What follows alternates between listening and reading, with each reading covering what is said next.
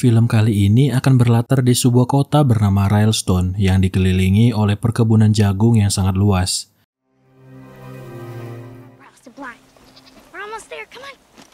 Dari balik perkebunan tersebut, tiba-tiba saja muncul seorang anak muda bernama Boyd. Di hari itu, hanya ada dia dan seorang anak kecil bernama Eden. Eden memperhatikan kalau ada gelagat aneh dari si Boyd yang terlihat seperti orang linglung. Kemudian bertanyalah Eden ke dia, dari mana saja dia selama ini, kenapa baru kelihatan dan sudah berapa lama dia berada di dalam perkebunan jagung itu. Namun Boyd tidak menghiraukan Eden yang bertanya ke dirinya. Dia malah terlihat seperti memilih dan mengambil beberapa alat perkebunan yang ada di tempat itu. Kemudian dia mengambil sebuah pisau lalu menghampiri Eden yang terlihat takut dengan keberadaannya di tempat itu. Lalu dia membisikkan ke Eden kalau sekarang ini dia tidak perlu khawatir akan apapun. Dan sebuah kalimat aneh keluar dari mulutnya. Dia berkata, tidak ada yang mati di ladang jagung. Entah apa maksud dari perkataannya itu. Kemudian, entah apa yang merasuki dirinya. Boyd memasuki rumah asuh tempat mereka selama ini tinggal, yaitu panti asuhan dikarenakan mereka sudah tidak punya orang tua, dan menghabisi semua orang yang ada di tempat itu.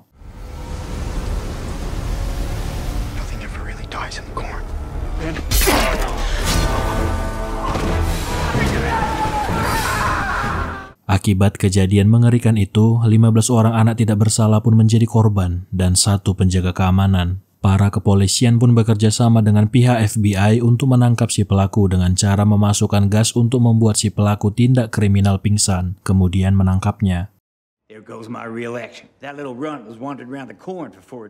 Setelahnya, Eden pun dibawa ke kantor polisi untuk dimintai keterangan karena dia orang pertama yang berinteraksi dengan si pelaku. Salah satu polisi yang mengusut kasus ini menemukan Eden berkeliaran di kebun jagung selama 4 hari setelah peristiwa mengenaskan itu. Seorang pendeta di kota itu diminta untuk menginterogasi Eden. Apakah sebelum si pelaku melakukan tindak kejahatan itu, dia mengatakan sesuatu ke dirinya. Akan tetapi Eden berbohong dengan berkata kalau Boyd tidak mengatakan apapun.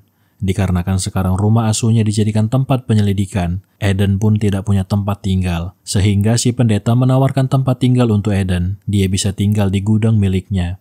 Namun tampaknya Eden tidak tertarik dengan tawaran dan juga percakapan mereka. Dia lebih tertarik untuk menyelesaikan puzzle yang sedang dia kerjakan.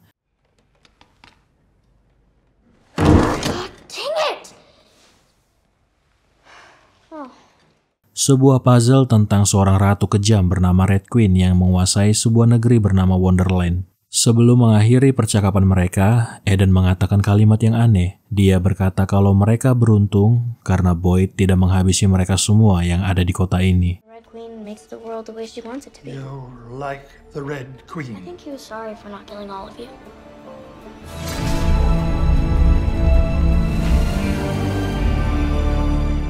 Selanjutnya scene beralih kedua orang kakak beradik bernama Bolin dan juga Cecil.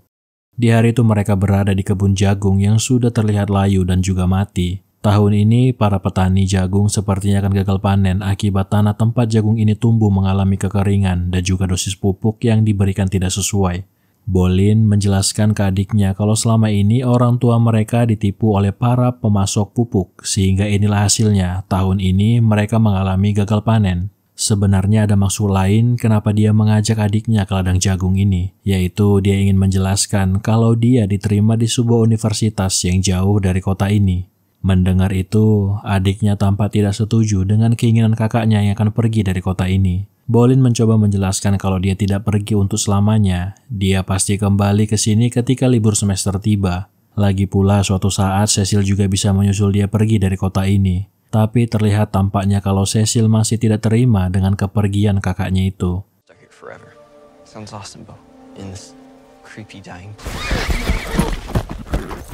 Di tengah percakapan mereka, tiba-tiba saja dari balik perkebunan, Eden muncul dan mengagetkan mereka. Kali ini, Eden berpenampilan layaknya seperti Ratu Merah. Dia mengajak mereka ke sebuah tempat di tengah perkebunan, tempat di mana para anak-anak di kota ini berkumpul dan bermain.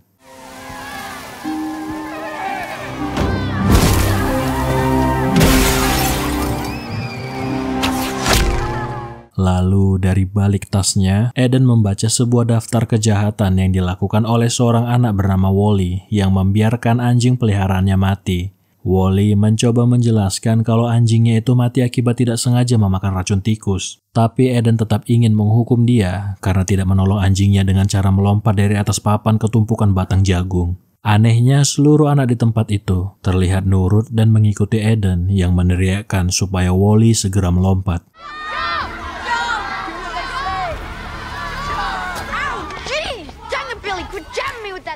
Bolin merasa aneh dengan anak-anak di tempat ini, kenapa permainan mereka sangat berbahaya begini. Kembali lagi dari balik perkebunan jagung, seorang anak remaja yang seumuran dengan Bolin pun muncul. Tapi terlihat dia lebih khawatir dengan mobil neneknya yang terlihat hancur akibat ulah anak-anak ini. Eden kemudian menjelaskan ke Calder kalau hari ini mereka akan mengeksekusi Wally yang sengaja membiarkan anjing peliharaannya mati bahkan untuk lebih menghukum Wally.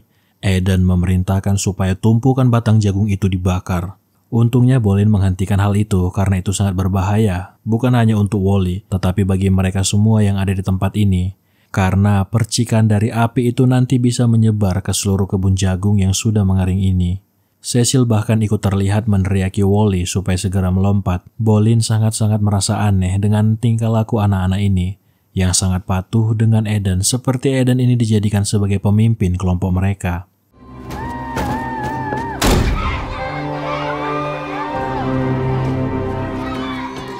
Setelahnya Bolin mengikuti Calder pergi dari tempat itu. Dia berkata kalau sepertinya anak-anak tersebut terlalu banyak menghirup cairan pestisida dari kebun jagung sehingga permainan mereka terlalu berbahaya, berbeda dengan ketika mereka kecil dulu. Di saat yang sama dia memperhatikan luka di wajah Calder. Namun terlihat kalau Calder sengaja menutupi luka itu. Dia berkata kalau dia mendapatkan luka ini sewaktu membantu ayahnya. Namun Bolin tahu kalau luka itu akibat pukulan dari ayah Calder yang memang sering main fisik ke Calder dan juga adiknya. See ya. Di tengah perjalanan pulang, Bolin merasa kalau ada sesuatu yang mengikuti dan memperhatikan dia dari balik perkebunan jagung.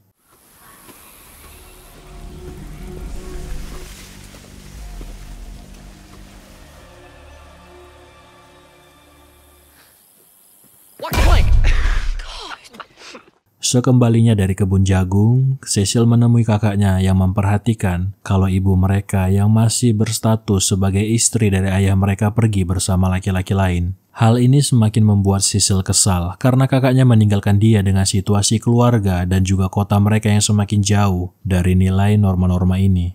Dari kejauhan Bolin melihat ayahnya menuju aula pertemuan. Ternyata di hari itu para orang tua sedang melakukan rapat tentang perkebunan mereka yang gagal panen tahun ini. Ayahnya berkata kalau kejadian ini dikarenakan mereka salah memilih pupuk dan tanah tempat kebun ini tumbuh kering akibat hal itu.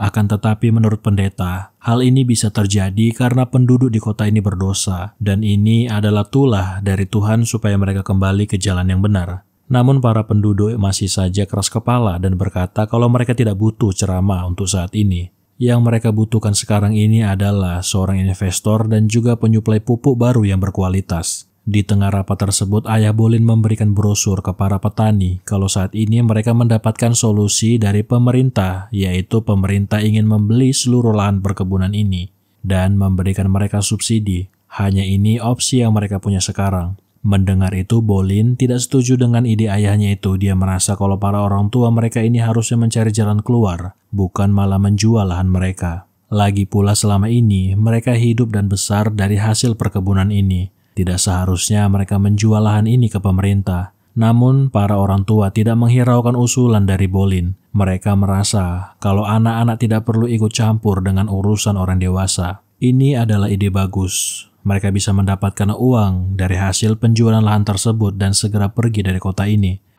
Florida timeshare, here I come. I say I. Corn economy can kiss my ass. Mereka yang setuju dengan usulan ayahnya Bolin pun mengangkat tangan yang menandakan kalau usulan dari ayahnya itu disetujui oleh para pemilik lahan jagung di kota ini. Except everyone hasn't voted. Di tengah kesepakatan itu, Eden berkata kalau ini tidak adil. Mereka tidak setuju dengan kesepakatan para orang tua ini. Harusnya para anak-anak dilibatkan juga dalam pemungutan suara ini, yang kemudian juga diikuti oleh para remaja lain yang setuju dengan apa yang dikatakan Eden. Mereka merasa kalau lahan tempat mereka tumbuh besar ini adalah masa depan mereka. Akan tetapi ayahnya Calder langsung memarahi mereka. Sejak kapan anak-anak terlibat di pemungutan suara? Ini adalah urusan orang tua, lebih baik mereka bermain dan belajar saja, tidak perlu ikut-ikut dalam urusan orang tua. Kids! You too, boy. You just wait till I get home. All right, knock it off. Eden pun merasa kecewa dengan hasil kesepakatan para orang tua ini. Di tengah kesedihannya itu, dia terlihat bersama sesosok yang tidak berwujud manusia di tengah kebun jagung. Lalu dia mengumpulkan seluruh anak-anak di kota dan terlihat menyiapkan sebuah rencana untuk membatalkan keputusan para orang tua yang ingin menjual lahan jagung ini. Di malam harinya, Bolin masih membahas keputusan tadi siang dengan ayahnya. Dia bertanya sejak kapan ayahnya menjadi orang yang kabur dari permasalahan seperti ini. Apakah ini semua ada sangkut pautnya dengan ibu mereka yang menyeleweng di belakang ayahnya?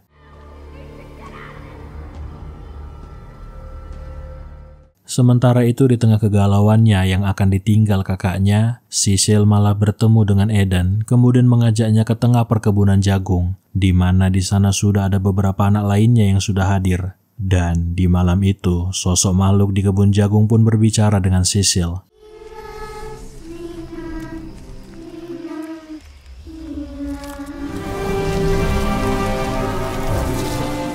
Keesokan paginya, Bolin dan para remaja lainnya berencana untuk melaporkan pihak-pihak yang melakukan penipuan ke orang tua mereka, ke salah satu jurnalis dan pembawa acara berita yang sedang naik daun. Bolin sudah mengirimkan pesan ke orang tersebut, dengan harapan dia bisa membantu mereka dengan cara meliput apa yang terjadi di kota mereka ini. Hello? Hi. Bolin Williams? Yeah. Sementara itu di tempat lain, para anak-anak melakukan tindakan yang di luar nalar. Dengan arahan Eden, mereka menggali tanah di area perkebunan, kemudian mengoleskan darah babi ke seluruh akar pohon jagung. Bolin heran melihat itu, dari mana mereka bisa berpikir seperti ini, dan untuk apa mereka melakukan hal ini. Eden berkata kalau mereka melakukan ini untuk memberikan makan jagung-jagung yang ada di tempat ini dan menyelamatkan tumbuhan jagung. Bolin pun berkata kalau memang mereka ingin benar-benar menyelamatkan perkebunan jagung ini, mulailah dengan membantunya berbohong kalau ayahnya akan mengadakan rapat malam ini jam 10 di aula pertemuan. Plus, we got this big-time newswoman coming in from Omaha. Don't forget, 10 p.m. sharp. Malam hari pun tiba, namun di malam itu Bolin melihat beberapa anak berkeliaran di malam hari. Dan dari balik jendela, dia melihat sesuatu yang mengerikan.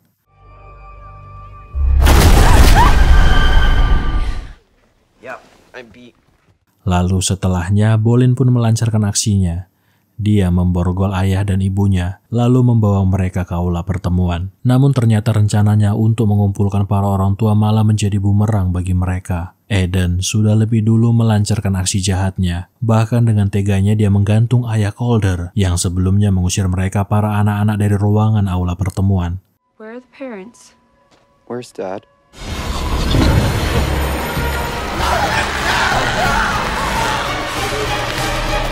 Entah bagaimana, tetapi Eden seperti menghipnotis para anak-anak lainnya untuk mengikat dan membawa para orang tua ke aula pertemuan. Mereka semua seperti orang kerasukan. Eden berhasil mengurung para orang tua serta anak-anak yang lain memegang senjata dan siap menyerang siapa saja yang memberontak, termasuk Calder yang mencoba melepaskan para orang tua menjadi korban kekejian mereka. Setelahnya itu, Eden melepaskan gas pestisida di depan para orang tua dengan maksud untuk membuat mereka semua para orang tua pingsan.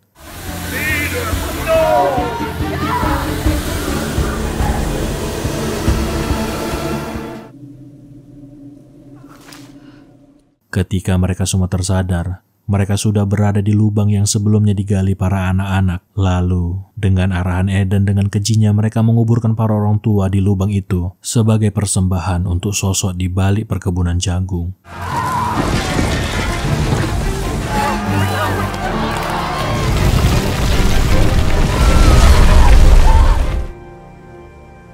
Bolin tidak bisa berbuat apa-apa selain menjerit dan melihat ibunya yang terkubur. Selesai menguburkan para orang tua di kota itu hidup-hidup, kini Eden berniat kembali melancarkan aksinya ke para orang tua yang tersisa. Sewaktu di perjalanan, Eden menjelaskan kalau sosok yang ada di balik ladang jagung ini harus dikasih makan. Dialah yang menjaga Eden selama ini ketika tidak ada satupun orang yang memperhatikan dirinya, termasuk orang-orang yang ada di kota ini. Hanya makhluk itu yang peduli dengan Eden. He needs to feed he who walks. Sekarang Eden berniat untuk menghabisi para orang tua yang tersisa. Bolin berkata ke ayahnya kalau Eden akan menghabisi semua orang tua yang ada di tempat ini. Dia berniat membawa mereka ke ladang jagung untuk dipersembahkan ke makhluk penghuni kebun jagung. Ternyata pendeta selama ini tahu kalau ada makhluk mengerikan yang menghuni kebun jagung itu. Dia berusaha merayu Eden supaya melepaskan dia. Karena dari antara para orang tua ini hanya dia yang menolak kalau kebun jagung akan diratakan dengan tanah. Memang Eden sempat kepikiran untuk melepaskan si pendeta. Namun dia berubah pikiran karena sebenarnya dari antara semua orang tua ini, dialah yang paling munafik dan berlindung di balik jabatannya sebagai pemuka agama. Oh God, no! Please! Setelah puas mengeksekusi si pendeta, kini Eden sengaja melepaskan para orang tua berlari masuk ke dalam kebun jagung supaya menjadi santapan bagi makhluk haus darah yang siap menghabisi siapa saja yang masuk ke kebun jagung itu. Feed well tonight. Drop it, Cam. She's not a threat.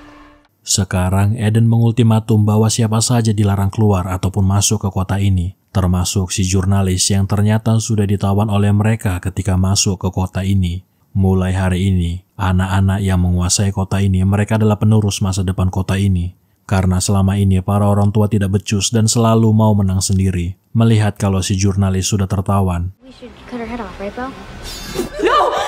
Bolin berniat ingin membantu dia dengan cara seolah-olah dia sekarang ini adalah bagian dari mereka. Bolin pun seolah-olah ingin mengeksekusi si jurnalis, padahal sebenarnya ingin menyelamatkan dia. Namun, Eden dan para anak kecil yang sudah dirasuki iblis tidak bisa dibohongi begitu saja. Take her straight to him.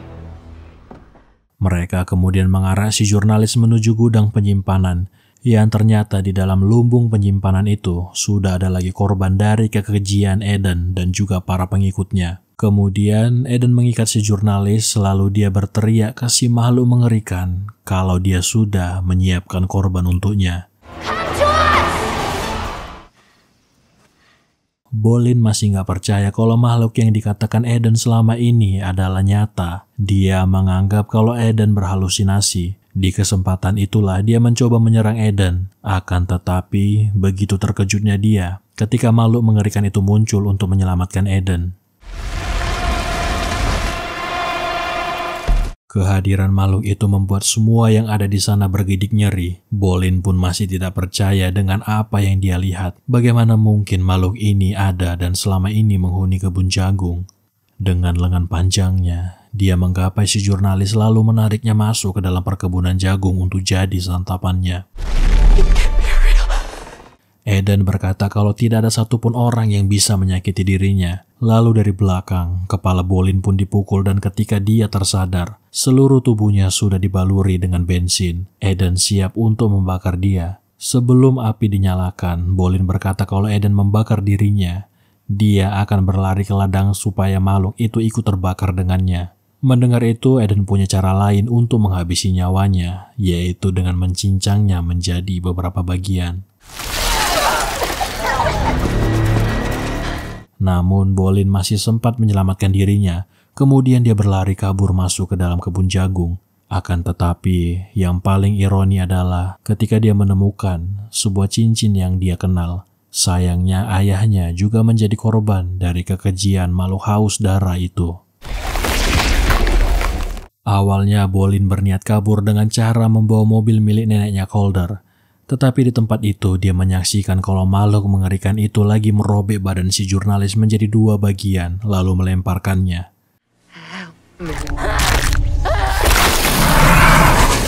Makhluk itu juga menyadari kehadiran Bolin dan tanpa menunggu lama, dia mengejar Bolin. Seluruh batang jagung pun bergemuruh seolah-olah menjadi petunjuk di mana lokasi Bolin berada. Sampai di mana si makhluk mengerikan itu menemukan Bolin kemudian memperlihatkan jari-jari panjangnya dan juga wajah mengerikannya.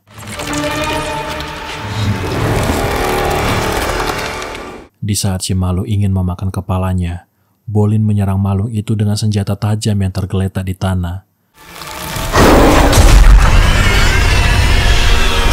Dia pun berlari kembali ke tempat di mana mobil berada dengan harapan mobil itu akan menjadi kendaraannya untuk kabur dari tempat mengerikan ini. Akan tetapi baru saja dia berhasil keluar dari perkebunan, mobil tersebut tiba-tiba saja mati dan entah dari mana, tiba-tiba saja Aiden muncul di bangku belakang mobil itu. Di tangannya sudah ada sebuah senjata yang bisa digunakan untuk menembak hewan ternak. Aiden berkata kalau inilah akhirnya, tidak ada lagi jalan keluar dari tempat ini. Melihat kalau sudah tidak ada lagi jalan keluar, Bolin meminta ke Aiden sebelum mengeksekusi dirinya. Biarkan dia menghisap satu batang rokok saja. Namun ternyata ini merupakan salah satu strategi dari Bolin. Tubuhnya yang basah akibat bensin dan kebocoran dari mobil dijadikannya alat untuk menyerang Aiden dan si makhluk mengerikan itu.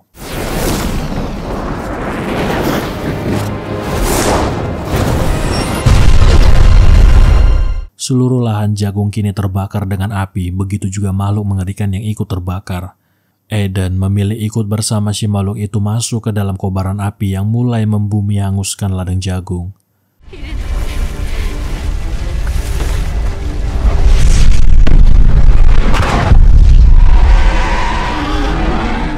Ketika pagi tiba, seluruh lahan pertanian sudah rata dengan tanah.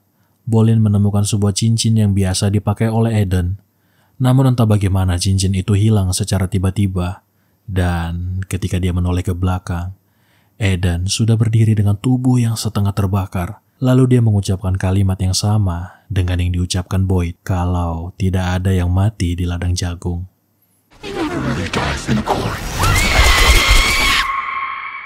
Itu dia tadi satu film thriller berjudul Children of the Corn. Bagaimana? Lebih durhaka bukan dari Sampai ketemu di film selanjutnya.